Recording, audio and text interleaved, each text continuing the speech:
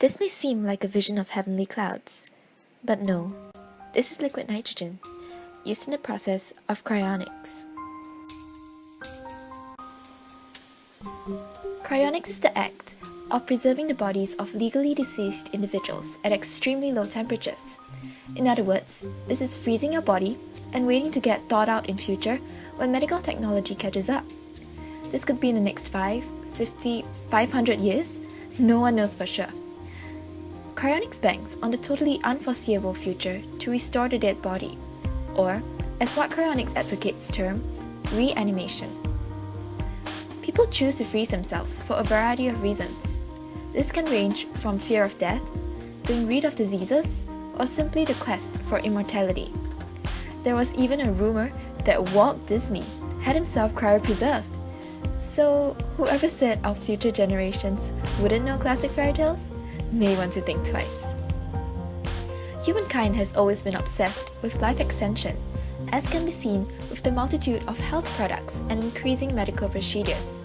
So taking the next step to wanting to live forever is not surprising. This may all sound a little bizarre and out of a science fiction movie, but believe it or not, it is a procedure that has been carried out since the 1970s. There are about a dozen cryonic facilities in the world, including Alcor, Cryocare, and the Cryonics Institute.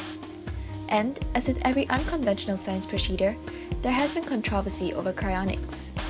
Would the preserved bodies be able to be reanimated in future and be the same individual that we know today? To understand this, let us look at the reasons and why some people believe in cryonics. Firstly, cryonic advocates claim that cryonics will work due to the evidence from cryobiology. This is the science which studies the effects of low temperature preservation. And as of today, individual cells, or more recently, a rabbit kidney, have been successfully cryogenically preserved.